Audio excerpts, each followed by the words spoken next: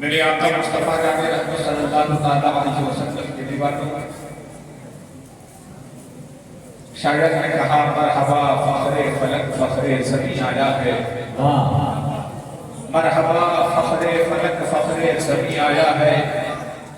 خاک پر مالک فردوس بری آیا ہے۔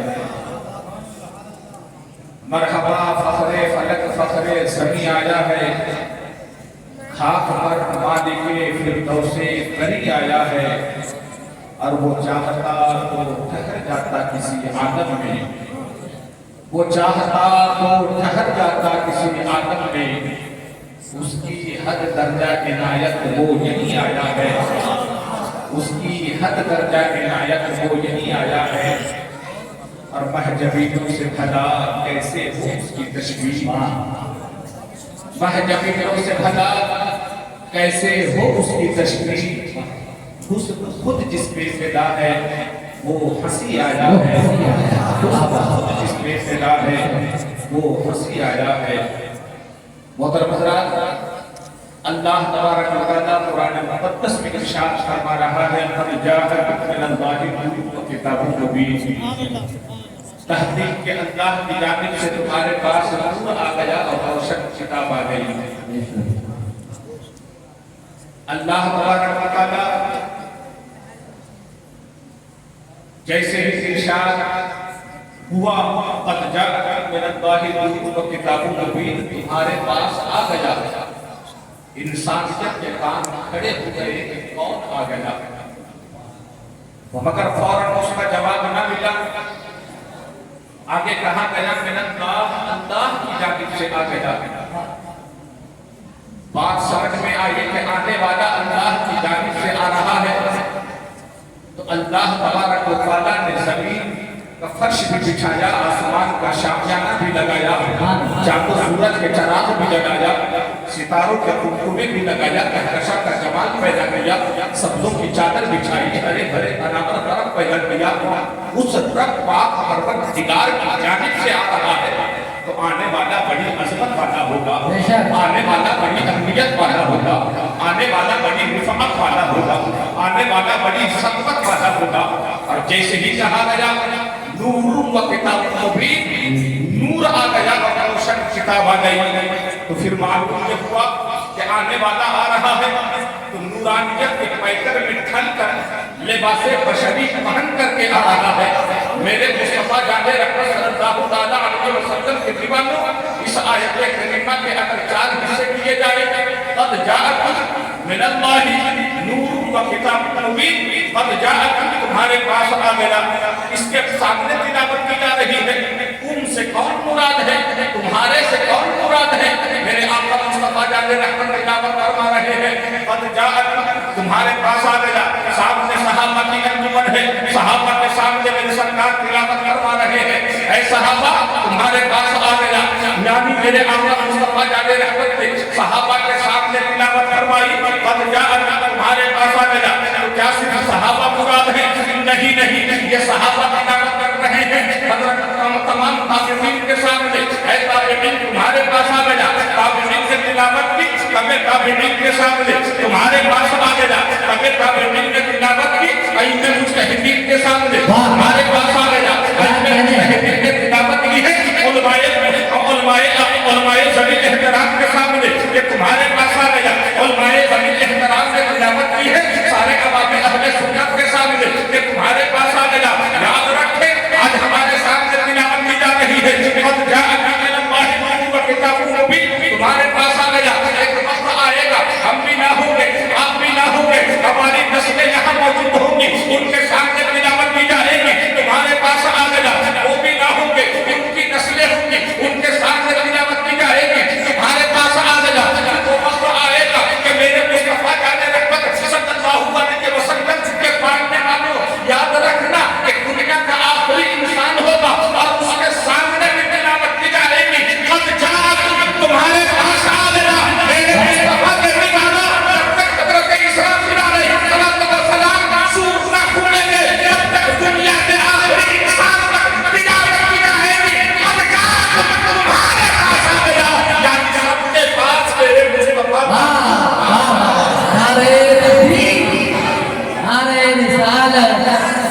نعرہ رسالت جشن آمد رسول کانفرنس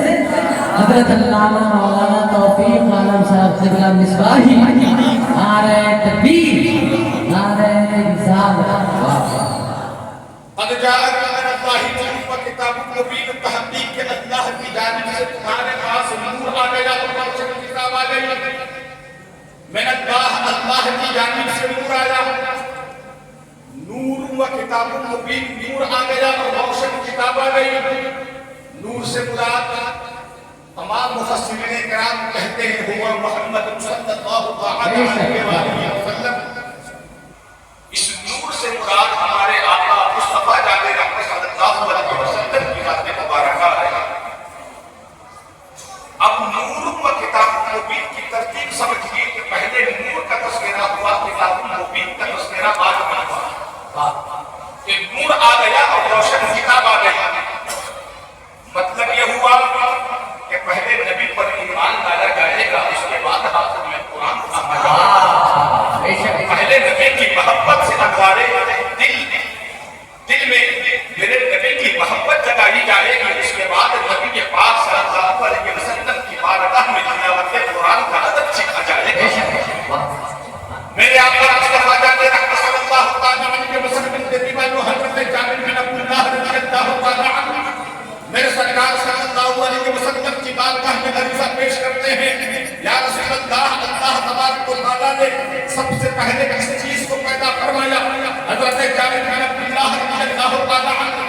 جیسے ہی عرض کرتے ہیں آقا ارشاد فرماتے ہیں اے جابر اللہ تبارک و تعالیٰ نے سب سے پہلے تیرے نبی کے نور کو پیدا فرمایا میرے آقا مصطفیٰ جان رحمت کے دیوانوں میرے مصطفیٰ جان رحمت کے نور کی تحمیل پہلے ہو رہی ہے اللہ تبارک و تعالیٰ کی مشیت اور ارادہ یہ ہوا جب تک کچھ بھی نہ تھا نہ آسمان نہ زمین نہ فرش نہ عرش نہ اللہ نہ قدم نہ جنت و دوزخ کچھ بھی نہ تھا نہ دنیا تھی نہ کائنات تھی کچھ بھی نہ تھا اس وقت میرے مصطفیٰ جان رحمت صلی اللہ علیہ وسلم کے حوالے سے اللہ تبارک و تعالیٰ نے چاہا اللہ تبارک و تعالیٰ کی مشیت ہوئی اللہ تبارک و تعالیٰ کا ارادہ ہوا کہ میرے حسن کو کوئی آشکارا دیکھے اور میرے حسن ظاہر کو بھی کوئی دیکھے میں معبود ہوں تو کوئی عابد بھی ہو میں مسجود ہوں تو کوئی ساجد بھی ہو میں مملوک ہوں تو کوئی طالب بھی ہو تو اللہ تبارک و تعالیٰ نے اپنے نور سے ایک پیکر جمیل کو تیار کیا اور وہ پیکر جمیل میرے مصطفیٰ جان رحمت صلی اللہ علیہ وسلم کی نور مبارکہ ہے اللہ تبارک و تعالیٰ نے سب سے پہلے اپنے نبی کے نور کو پیدا فرمایا اور اس کے بعد اپنے نبی کے نور سے روشن اللہ تبارک و تعالیٰ نے اپنے نبی کے نور سے ساری کائنات کو پیدا فرمایا کوئی یہ نہ سمجھے کہ اللہ تبارک و تعالیٰ نے اپنے نور سے پیدا فرمایا تو اللہ تبارک و تعالیٰ کے نور کے ٹکڑے ہوئے یا پھر یہ کوئی نہ سمجھے کہ مصطفیٰ جان رحمت صلی اللہ علیہ وسلم کے نور سے اللہ تبارک و تعالیٰ نے ساری کائنات کی تخلیق فرمائی تو پھر میرے مصطفیٰ کا نور کا ٹکڑا ہوا نہیں آئیے اسے سمجھانے کے لیے میں بتاؤں کہ سورج کی روشنی ہے سامنے ایک آئینہ رکھ دو سورج کی روشنی اور سورج کی تپش اس آئینے میں اترتی چلی جائے گی سورج کی کرنیں اترتی چلی جائے گی سورج کی روشنی اترتی چلی جائے گی اور اسی آئینے کے سامنے ہزاروں آئینے رکھ دو وہ ہزاروں آئینہ بھی اس آئینے سے روشن ہوتا چلا جائے گا بات سمجھ میں آ گئی اللہ تبارک و تعالیٰ نے اپنے محبوب کے نور کو پیدا فرمایا اور پھر اپنے محبوب کے نور سے ساری کائنات کی تخلیق فرمائی ہے مطلب یہ ہے کہ ڈائریکٹ اللہ تبارک و تعالیٰ سے کوئی دے نہیں سکتا ہے میرے مصطفیٰ جان رحمت کے وسیلے ہی سے ملنے والا ہے اس لیے میرے مصطفیٰ جان رحمت صلی اللہ علیہ وسلم کو اللہ تبارک و تعالیٰ نے اپنے نور سے پیدا فرمایا اے میرے مصطفیٰ ساری کائنات کی تخلیق ہو رہی ہے تو آپ کے نور سے ہو رہی ہے گویا ساری کائنات کو اگر میرا صدقہ ملے گا تو آپ کے وسیلے سے ملے گا آپ کے صدقے سے ملے گا آپ کے فیض سے ملے گا حضرت علامہ مفتی احمد یار خان علی رحمۃ اللہ علیہ ارشاد فرماتے ہیں کہ اللہ سے دینے کے لیے میرے مصطفیٰ نور ہے اور اپنے غلاموں کو دینے کے لیے میرے مصطفیٰ بشر ہیں. بشر یاد رکھیں ذہن کے حاشیے کا سماج بنتا ہے کہ اللہ تبارک و تعالیٰ نے اپنے محبوب کے نور کو پیدا کروایا اور اس کے بعد اپنے محبوب کے نور کو 14,000 سال اپنے قربِ خاص میں رکھا اور اس کے بعد ساری کائنات کی تخلیق فرمائی. پھر حضرت آدم کا آنا ہو رہا ہے, تمام انبیاء کرام علیہ السلام کا آنا ہو رہا ہے. اس کے بعد اللہ تبارک و تعالیٰ اپنے محبوب کو بھیج رہا ہے. ذہن کے حاشیے میں سوال اٹھتا ہے کہ مولا جب اپنے محبوب کو بعد ہی میں بھیجنا تھا تو پہلے اپنے نبی کو کیوں پیدا فرمایا, اپنے نبی کے نور کی تخلیق پہلے کیوں فرمائی؟ تو میرے مصطفیٰ جانے رحمت کے دیوانوں, ایک مثال کی روشنی میں آپ کو سمجھانے کی کوشش کر رہا ہوں کہ آج کے ذرا دیکھیے, حاجی صاحب ہیں, حج کے لیے جا رہے ہیں, مہمانوں کا ہجوم ہے, ملنے جلنے والے اور تمام مہمانوں کا آنا جانا ہو رہا ہے, ناشتہ پانی کا انتظام چل رہا ہے. اسی درمیان حاجی صاحب کے درمیان ایک مالی آیا ہے, آپ اپنے ہاتھوں میں گلاب کا پودا لے کر کے آیا ہے اور جیسے ہی گلاب کا پودا لے کر کے آیا ہے کہتا ہے حاجی صاحب میں آپ کے مزاج سے بڑا آشنا ہوں, میں جانتا ہوں آپ گلابوں کے بڑے شوقین ہیں, اس لیے یہ گلاب کا پودا آپ کے لیے لایا ہوں, بڑی اچھی نسل کا یہ گلاب کا پودا ہے. جیسے ہی حاجی صاحب نے کہا کہ بتاؤ اس کی قیمت کیا ہے, صاحب 50 روپیہ. صدری کی جیب میں ہاتھ ڈالی ہے, 50 روپیہ نکالا ہے, مالی کو دیا ہے. دینے کے بعد کہا لاؤ گلاب کا پودا, اپنے ہاتھوں میں لیا. مہمانوں کے ساتھ اپنے باغیچے میں پہنچتے ہیں اور جیسے ہی اپنے باغیچے میں پہنچنے کے بعد حاجی صاحب اپنے بچوں سے کہتے ہیں کہ ذرا کدال لانا. ایک بیٹے نے کدال کی چوٹ زمین پر ماری ہے, فوراً زمین کا حصہ چھیلا ہے, گلاب کا پودا لگایا گیا ہے, مٹی ڈالی گئی ہے, پانی کا چھڑکاؤ کیا گیا ہے, چوہدی بنا دی گئی ہے. حاجی صاحب کہہ رہے ہیں اے میرے بچوں جس کا خیال رکھنا, اے میرے بچوں یاد رکھنا کوئی جانور چل نہ جائے, اس کی دیکھ بھال کرنا, کہیں سے نہ جائے, اوپر خبر پر پانی ڈالتے رہنا. حاجی صاحب حج کے لیے چلے گئے ہیں, تقریباً 3.5-4 مہینے کے بعد واپسی ہو رہی ہے. جیسے ہی حاجی صاحب آئے تمام مہمانوں کا ہجوم ہے, ملنے جلنے والے لوگ آ رہے ہیں. اب حاجی صاحب کا عالم یہ ہے کہ ابھی حضور زمزم کے پانی سے لوگوں کی ضیافت ہو رہی ہے. اچانک جانے کا منظر نگاہوں کے سامنے آ گیا. حاجی صاحب کہتے ہیں کہ اے میرے بچوں میں نے گلاب کا پودا لگا کر گیا تھا, ذرا بتاؤ تو صحیح وہ گلاب کا پودا کس ہاتھ میں ہے؟ جیسے ہی کہا ہے بچوں نے کہا ہم میرے ابا جان ذرا چل کر کے دیکھ لیجیے گلاب کا پودا کیسا ہے. اور باغیچے میں پہنچے ہیں, جیسے ہی باغیچے میں پہنچے دیکھتے کیا ہے گلاب کا پودا مسکرا رہا ہے, کہیں پہ سے زمین پھیر چکا ہے, پھول کھل رہے ہیں, کلیاں مسکرا رہی ہیں, نیچے چٹک رہے ہیں. جیسے ہی دیکھا ہے پتے بسنت سے کھل اٹھے, پکار اٹھے, ہائے رے میرا گلاب, گلاب جیسے ہی کہا ہائے رے میرا گلاب, فوراً زمین پکار اٹھی. حاجی صاحب یہ آپ کا ہی گلاب نہیں ہے, آپ نے 50 روپیہ لگایا, یہ آپ کا گلاب ہو گیا ہے. گلاب کی چوٹ میں نے سینے میں کھائی ہے, میں نے اسے اپنے سینے میں لگا دیا ہے, اس لیے یہ میرا بھی گلاب ہے. زمین کہتی ہے میرا گلاب, اور ہوا کا چھوٹا آتا ہے, دھول اڑاتی ہے,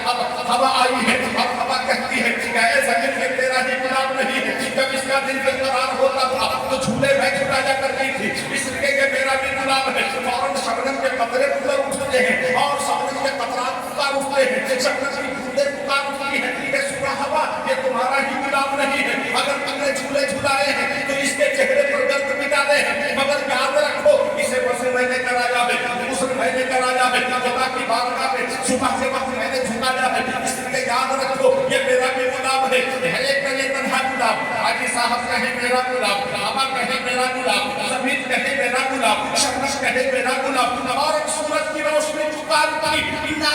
تمہارا ہی گلاب نہیں ہے بلکہ یہ میرا بھی گلاب ہے. اس لیے کہ یاد رکھو یہ سورج کی روشنی اگر نہ ہوتی تو اس کی ہریالی باقی نہ رہتی, اس لیے کہ میرا بھی گلاب ہے. چاند کی چاندنی میں پکار اٹھی, سنو اس کی ہریالی باقی رکھنے میں, اسے تازہ دم رکھنے میں ہمارا بھی حصہ شامل ہے, اس لیے یہ میرا بھی گلاب ہے. یعنی گلاب کا ایک پودا ہے. حاجی صاحب کہہ رہے ہیں میرا گلاب, زمین کہہ رہی ہے میرا گلاب, ہوا کہہ رہی ہے میرا گلاب, شبنم کہہ رہی ہے میرا گلاب, سورج کہہ رہا ہے میرا گلاب, چاند کہہ رہا ہے میرا گلاب. رنگ تنہا گلاب کا ایک پودا ہزاروں ایک سنات کے نیچے جگہ ہوا ہے بلا تشبیہ و تمثیل. اگر میرے مصطفیٰ کو رب تبارک و تعالیٰ پہلے نہ پیدا فرماتا, पहले आसमान का शर्मगाना लगा देता, सभी का फर्श बिछा देता, चांदो सूरज के चाराम जला देता, सितारों के कुंडलों में लगा देता, आबशारों के नगमे जारी कर देता, कहकशा का जमात पैदा कर देता, सबसों की चादर बिछा देता,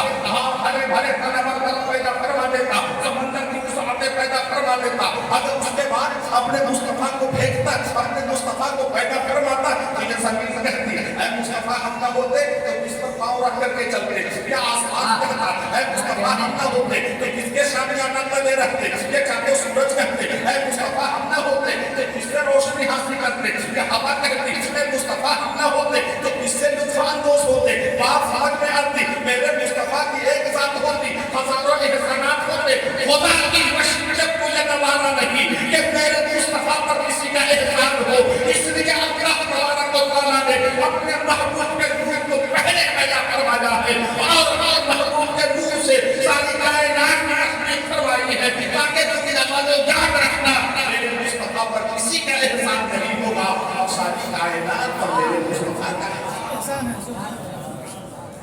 नारे तकबीर, नारे रिसालत, जश्न आमद रसूल कॉन्फ्रेंस और माए सुन्नत।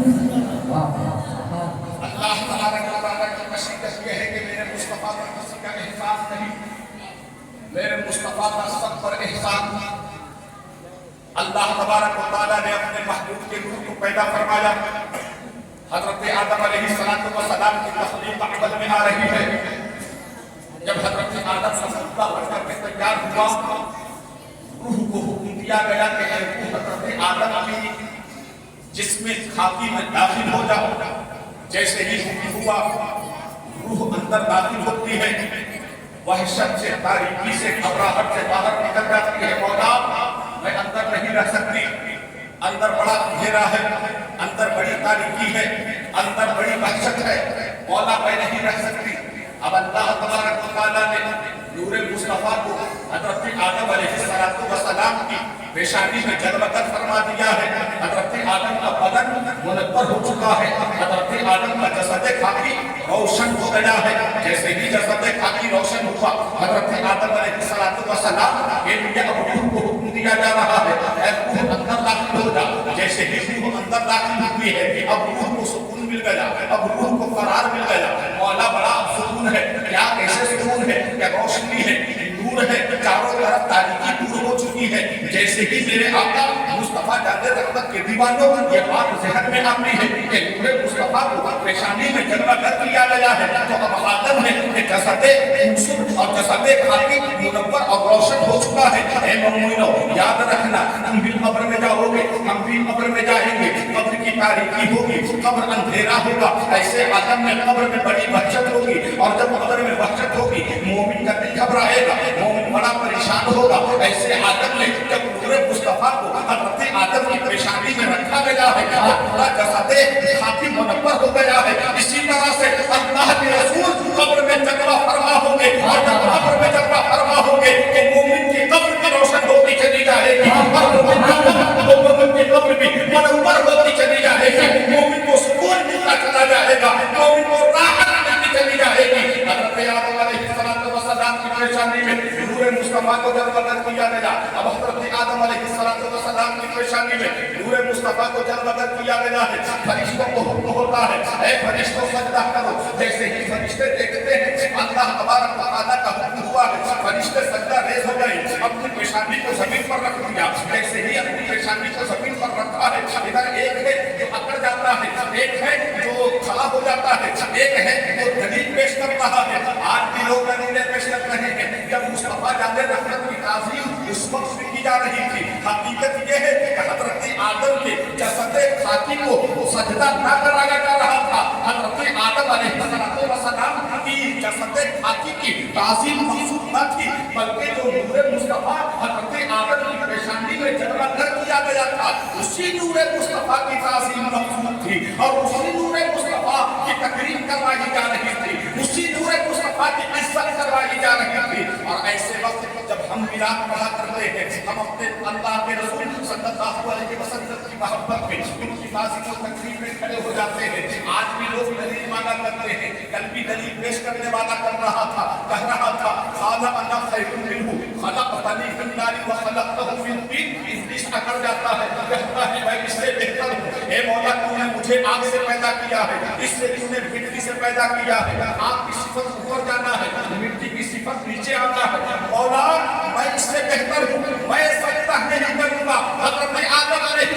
السلام کو جیسے ہی ابلیس سجدہ کرنے سے انکار کیا ہے, فرشتوں کا عالم یہ ہے کہ فرشتوں نے ایک سجدے سے جب سر اٹھایا ابلیس کو اکڑا ہوا دیکھا ہے, فوراً فرشتے دوبارہ سجدے میں چلے جاتے ہیں. آج نماز کے حوالے سے پوچھا جاتا ہے, کہا جاتا ہے کہ نماز میں 2 سجدے کیوں ہیں. یاد رکھنا یہیں سے علماء دلیل دیتے ہیں کہ نماز میں 2 سجدے اس لیے ہیں کہ یاد رکھو جب نماز میں 2 سجدے اسی لیے کیے جاتے ہیں کہ جب فرشتوں نے سر اٹھایا ایک سجدے کے بعد تو دیکھا کہ ابلیس اکڑا ہوا ہے, مزید شکرانے کے لیے کہ اے میرے مولا تو نے ابلیس میں ہمیں شامل نہ کیا, اے میرے مولا تو نے ابلیس کے چنگل سے ہمیں آزاد رکھا ہے اور ہم دوبارہ تیری بارگاہ میں سجدہ شکر ادا کرتے ہیں کہ مولا تبارک و تعالیٰ تو نے ہمیں یہ توفیق بخشی ہے کہ ہم تیری بھی عبادت کرتے ہیں اور تیرے نبی کی تعظیم بھی کرتے ہیں. واہ سبحان اللہ, کیا ہے نعرہ تکبیر, نعرہ رسالت. حضرت علامہ مولانا توفیق عالم صاحب قبلہ مصباحی اور مائے اہل سنت, نعرہ تکبیر. اب حضرت آدم علیہ السلام کو جس خاندانی کی پر بھیجا گیا وہی پورے مصطفیٰ پیشانی میں موجود ہے. حضرت آدم علیہ السلام اس امانت کو آگے منتقل کرتے چلے جا رہے ہیں. اصحاب طاہرہ اور ارحام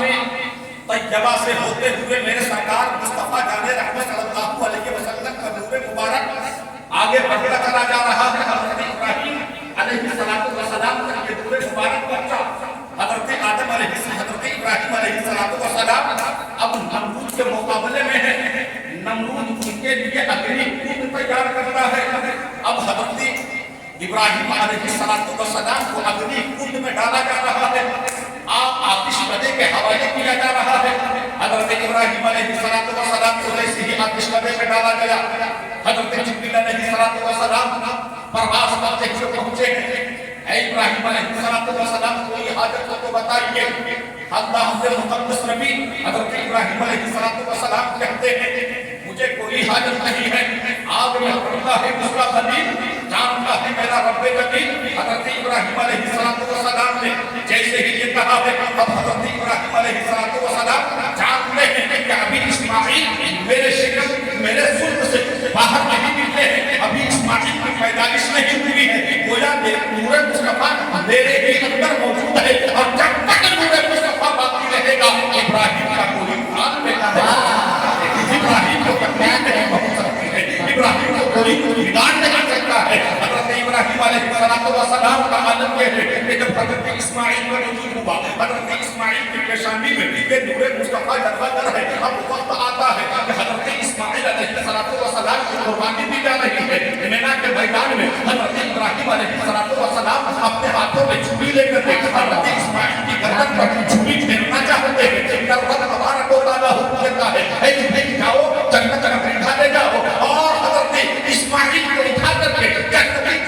تم وہاں رکھ دو بلکہ جنت کا میدان ہوتا ہوا نظر آئے گا. حضرت اسماعیل علیہ السلام ادھر کھڑے مسکراتے ہوئے نظر آ رہے ہیں, انہیں ہٹا دیا گیا ہے, جنت کا میدان ذبح ہو رہا ہے. کیوں؟ اس لیے کہ نور مصطفیٰ کو باقی رکھنا ہے, نور مصطفیٰ کی بقا چاہیے. میرے آقا مصطفیٰ جان رحمت صلی اللہ علیہ وسلم کے دیوانوں علماء فرماتے ہیں کہ اس نور مصطفیٰ کی برکت کا عالم یہ تھا کہ جس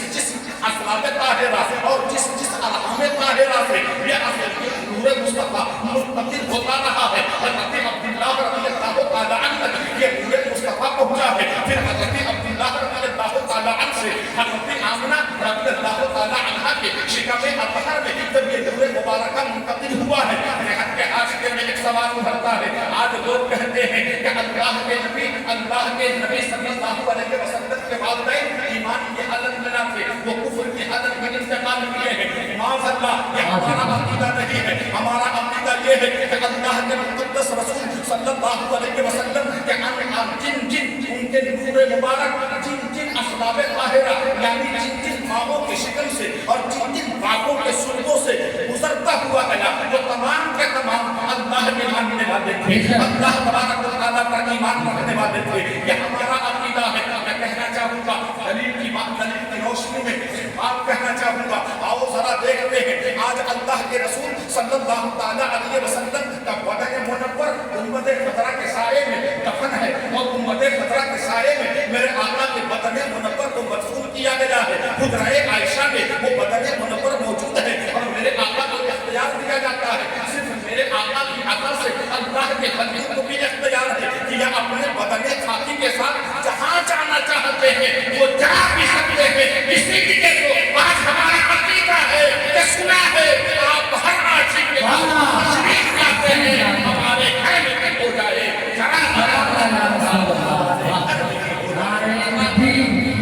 नारे रिसालत, जश्न आमद रसूल कॉन्फ्रेंस, उलमाए अहले सुन्नत, बहुत बहुत